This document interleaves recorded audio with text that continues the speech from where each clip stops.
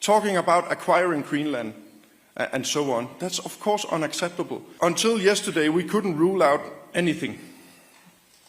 As I hear it, the will to have Greenland, to own Greenland, was still a part of the rhetoric yesterday.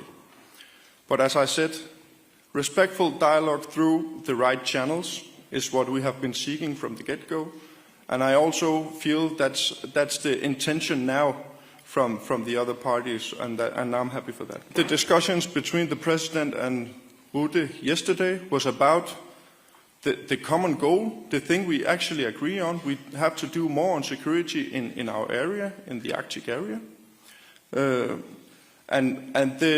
We have had representatives from Greenland and the Danish government talking to Mark Rutte just a couple of days ago. And the impression I have is that what we said there, that we have some clear red lines, was been delivered to the President. Sovereignty is a red line.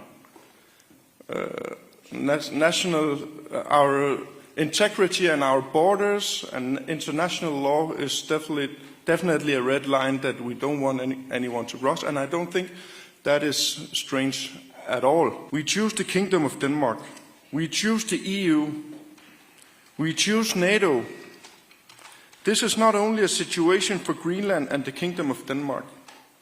It's about